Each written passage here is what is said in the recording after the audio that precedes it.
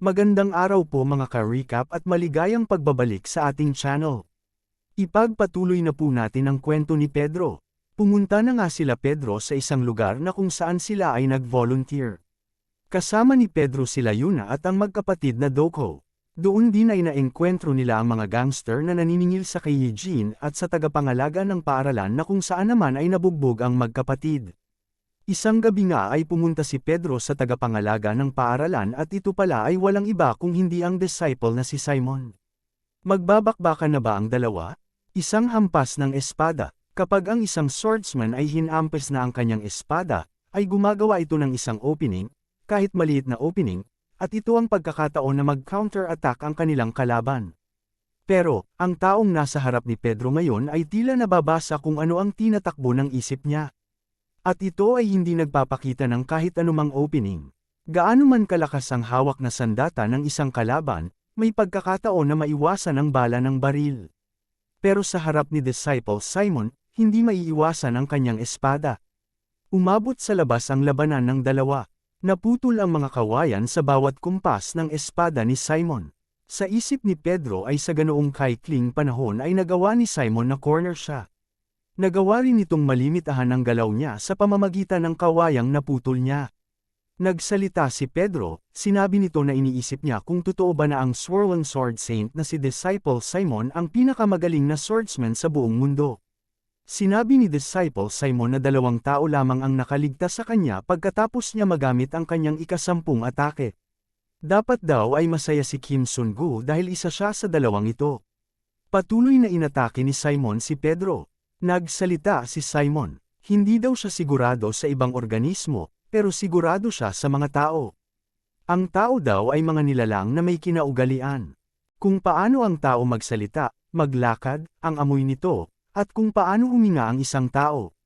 Sa simula ay hindi daw siya sigurado, dahil mukhang hindi ito totoo at napaka-imposibleng mangyari. Pero dahil sa nangyaring paglalaban nila ngayong gabi ay naging sigurado siya. Biglang itinusok ni Simon ang espada sa lupa. At sa ilalim ng maliwanag na buwan sa gabing yon, nagsalita si Simon. Siya daw si Disciple Simon. Magalang na binabati si Disciple Pedro.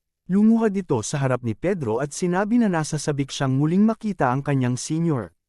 Pagkatapos ng maikling laban ng dalawa ay nag-usap sila. Nagulat si Simon sa kwento ni Pedro.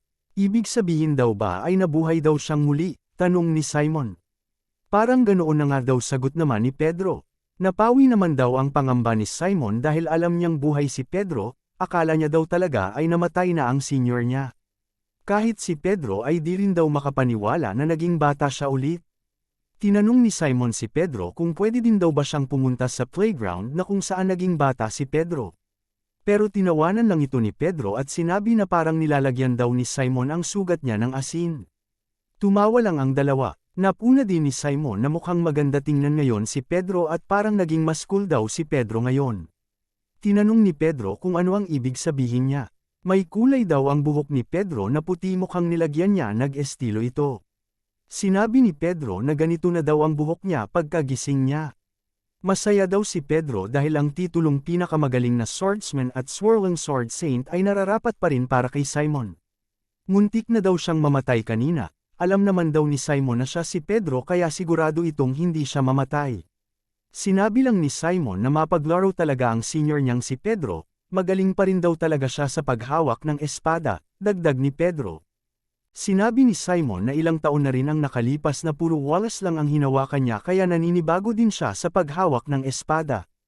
Ang kanyang galing sa paghawak ng espada ay nanggaling din umano kay Pedro na siyang nagturo sa kanya.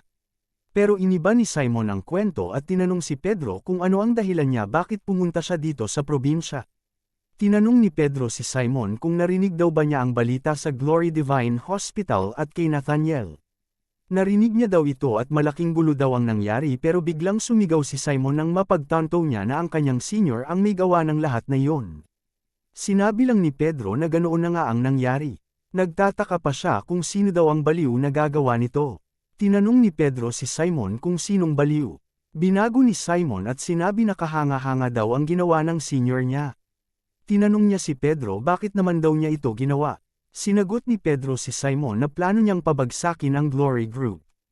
Nag-alangan si Simon. Sinabi nito na kahit daw siya si Pedro, ay masyadong delikado ang gagawin niya. Alam daw nila kung anong klaseng lugar ang Glory. Kaya kung may pinaplano daw ito, sasama siya kay Pedro. Papatayin niya daw silang lahat. Pero sinabi ni Pedro na manatili na lang daw siya dito at maglinis ng paaralan. Gusto talagang sumama ni Simon pero pinaalala sa kanya ni Pedro at tinanong kung sasayangin lang daw ba niya ang panahon na nakapagtago na siya. Naaalala pa rin daw ni Simon ang nangyari noong gabing yon. Kung hindi daw siya napigilan ni Pedro ay malamang namatay na siya doon. At ang batang nasa trono ay hindi mabubuhay sa karang yon. Kahit daw siya ay mamatay ay gugustuhin niya ito, naalala ni Pedro si Father. 60 taon na ang nakaraan. Ang Honor Orphanage ay itinayo ni Father Gabriel. At sa dinami-daming mga bata na lumaki doon, kasama si Pedro ay 12 silang napili. At simula ng araw na yon, ang lupa at putik sa kabundukan ang naging panlasa nila. Araw-araw ay kaligtasan laman ang iniisip nila. Pagkatapos na tratuhing mga hayop at makaligtas sa malupit na training na yon, ang 12 na nakaligtas ay na-promote at naging sekretong mga agents ng kanilang bansa. Kilala sila sa tawag na 12 Disciples. At hindi na malaya ng lahat na ang Glory at ang 12 Disciples ay naging malaking organisasyon at nagkaroon ng malaking impact sa buong mundo. Pero nagbago ito isang araw nang may dumating na bata na dala ni Father Gabriel. Walang sino man ang nakakaalam pero si Father Gabriel ay gustong i-adopt ang bata. Nakalipas ang mga panahon at ang batang iyon ay nagsimulang hangarin ang trono ni Father Gabriel. At dumating na ang araw na iyon at siya na ang naghari sa buong Glory Group at nakuha ang trono para sa sarili. Sobrang galit si Simon noong araw na iyon. Pero pinigilan ni Pedro si Simon sa pagkakataong iyon. Sinabi ni Pedro kay Simon na hindi pa ito ang panahon para gawin nila ito. Ang organisasyon ng Glory Group, na dati ay gumagawa para sa ikabubuti ng bansa, ay naging isang organisasyon ng mga asasin, na puno ng korupsyon. At siya daw bilang Pedro, ay nabibiyaan ng isang pagkakataon, ang pagkabata niya na siyang pinakamatinding sandata niya. Kaya daw ay mag-relax lang si Simon, dahil siya mismo, bilang Pedro, ang wawasak sa kaharian ng Glory. Pagkalipas nga ng ilang araw ay dumating na ang panahon para bumalik sila sa paaralan. Napakseryoso ng magkapatid na Doko. Kung tao ka raw, kung ano ang iyong ginawa, ay babalik din sa iyo. Pero biglang sinabihan nila ang mga bata na bakit sila kay Sungo lumalapit ngayong sila naman ang gumawa ng paglilinis sa paaralan. Bigla namang nilapitan sila ni Teacher Eugene at sinabi na nag-aalala siya na baka gamulo ang paaralan kapag umalis na sila pero mabuti na lang ay hindi na bumalik ang mga gangster. Sinabi ng magkapatid na siguradong hindi na babalik ang mga gangster na yon.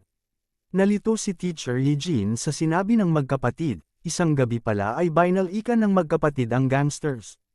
Tinali nila ang mga kamay at paa ng mga ito at nilagyan ng buzzle ang mga bibig.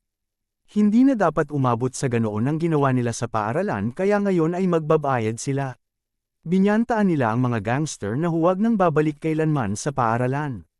Nagmamakaawa ang gangsters at hindi na daw sila babalik doon. Sinabi ng magkapatid na kapag bumalik pa sila doon ay makikita nila kung paano makipaglaban ang mga magiging S-rank na katulad nila. Tinanong sila ni Eugene kung paano daw nila ito nasabi pero sinabi ng magkapatid na wala lang daw at sila lang ang makakaalala sa nangyari. Hinatid na sila sa port at doon na din sila nagpaalam. Nagpasalamat si Eugene sa kanila dahil sumaya daw ang mga bata at gumanda ang paaralan. Nagpasalamat din si Simon sa kanila at nagbitaw pa ng joke kaya nainis si Yuna at parang susuntukin si Simon pero pinigilan siya ni Pedro. Tinawag naman ng magkapatid si Teacher Eugene at sinabi na babalik sila dito taon-taon para lang mag-volunteer. Masaya daw si Eugene kapag bumalik sila. Sa isip ng magkapatid ay pupunta sila dito para makita si Teacher Eugene. Lumapit naman si Simon kay Pedro. Sinabihan niya ito na kung ano man ang magyari ay huwag itong magdalawang isip na tumawag sa kanya. Nandito lang daw ang kanyang disciple na si Simon, kapag may nangyari man ay pupuntahan niya kaagad si Pedro. Ngumiting nagpasalamat si Pedro at sinabihan na mag-ingat si Simon. Kinagabihan ay tila sumama ang panahon. Lumakas ang hampas ng mga alon at tumindi ang buhos ng ulan. Masyado ding malakas ang kidlat sa mga gabing iyon. Si Simon naman ay nasa kanyang opisina lang at nagbabasa ng dyaryo. Tinanggal niya ang kanyang sombrero at sinabi niya na nakakapagtaka daw ang mga nakalipas na araw dahil nakakatanggap daw siya ng nakasasayang mga bagay. Pero di niya inaasahan na may bisita pala siyang darating. Mukhang hindi naman mag-volunteer ang mga ito kaya ano daw ang ginagawa nila sa probinsyang ito. Sinabi ng tila isang babae na dito lang daw pala siya nagtatago. Ang isa sa 12 disciple ni Father Gabriel, si Disciple Simon.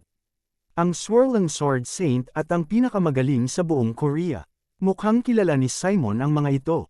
Isang babae na may espada kasama ang isang lalaki na parang oso. Mukhang siya daw ang bagong peking disciple Simon ng Glory, sa nabalitaan niya raw ay siya ang pinakamagaling na swordsman sa Japan.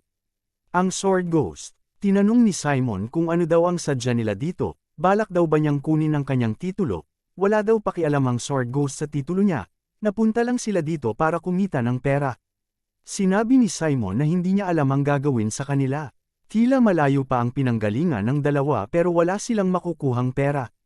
Mali daw ang isang sinabi ng Sword Ghost, walang pakundangan daw siya kung magsalita at ang lakas ng loob nito na tawagin lamang siyang pinakamagaling sa Korea. Pero huwag daw silang mag-alala dahil siya, bilang Simon ay maalaga sa kanyang mga bisita. Kaya maglalaban sila hanggang kamatayan. Ito na rin ba ang huling pag-uusap ni Pedro at Simon? Abangan ang nag-aatikabong bakbakan ng dalawang disciple Simon. Maraming salamat po mga ka-recap sa panunood. Huwag po nating kalimutang i-like ang video at mag-subscribe po sa ating channel sa hindi pa po nakasubscribe. See you soon!